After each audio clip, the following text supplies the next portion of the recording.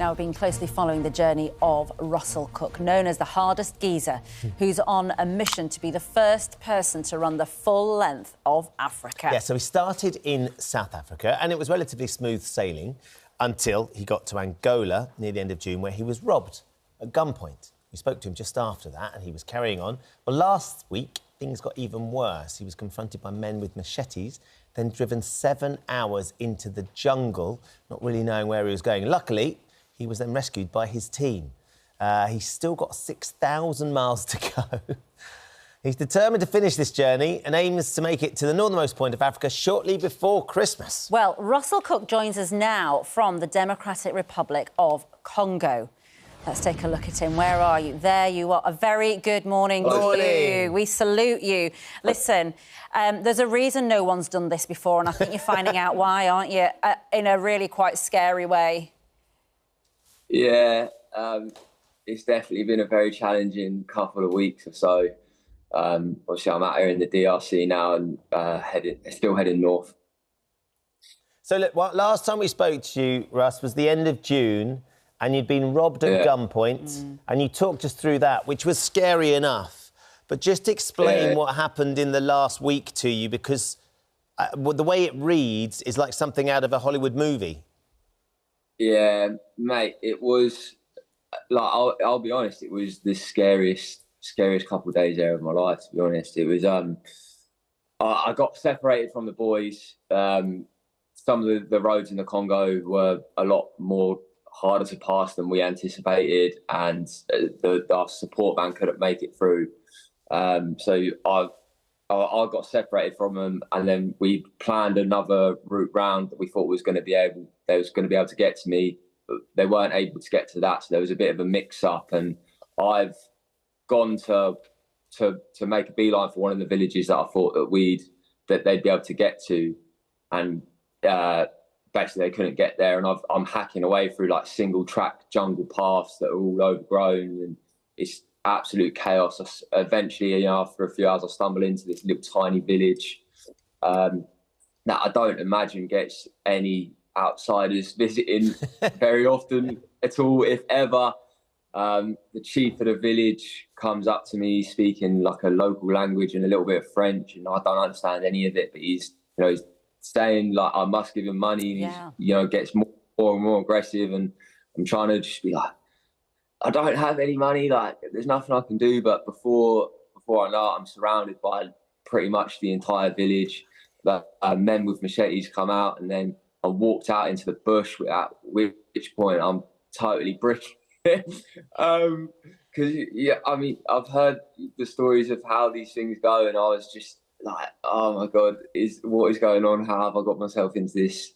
And then I'm emptying my bag just to show them that I actually don't have anything on me. Like my phone's in a concealed pocket, but I've got a long sleeve on, so they can't see my watch or anything like this. But like I look pretty rough these days as well, so it's like fairly believable. I don't actually have any money on me, which I didn't. Yeah, and of course, people in that part of the world do use machetes, don't they? Sort of because they live in sort of those sorts of areas. Yes. But of course, for you, seeing people with what we here would see as weapons, like very serious weapons, in your mind, even though you might think, OK, this isn't... Did it feel aggressive that they might use weapons on you, or was just the whole situation deeply intimidating, as we can imagine it would be? I think the most intimidating part of it, and it's my own ignorance, I'm an Englishman, I don't know any other languages other than English, and they're all talking so like aggressively and shouting, and they're like arguing about what to do with me, because it's a white man rolling through a village that might not have even happened before, or hasn't happened for a very long time.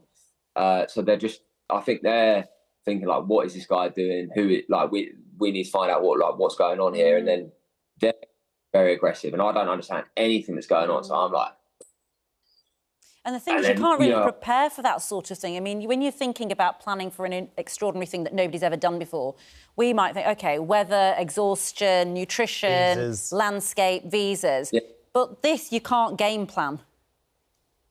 Nah, I mean, I'm not going to learn... I think it's Lingala is one of the local languages. I can't learn that. I've got one of the boys with me knows French, and that's about as good as it gets. So Yeah, we just got it was a very traumatic couple of days. It did properly wobble me. I can't dress it up any other way than that.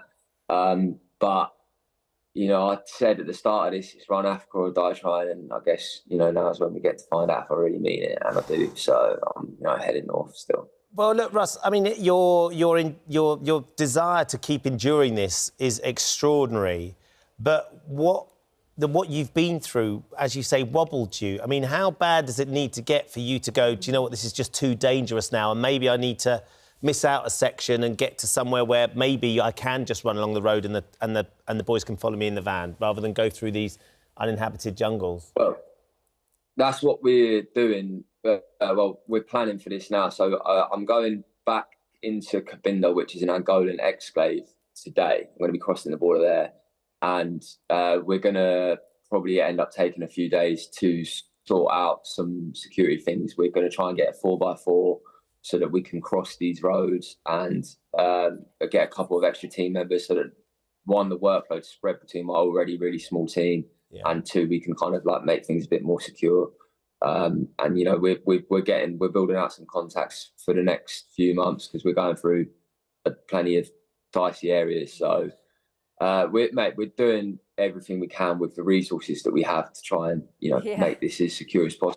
Well, if it was ever going to be straightforward, it wouldn't be worth doing, I suppose. But do you think 6,000 miles by Christmas, is that still achievable? I would love to say it is, but I just don't. I think I'm going to be in the Sahara Desert for Crimbo this year, unfortunately. So I think, if I can get back by like maybe February or March, and that would be good. Well, look, as long as you get back, that's the most important thing, Russ. I mean, that's really, really important. And, of course, Santa still goes and visits the Sahara. So, hopefully, if you are going through the desert... Give you some roller skates. Yeah. So you could probably do it. And some help. A reindeer, maybe. Yeah.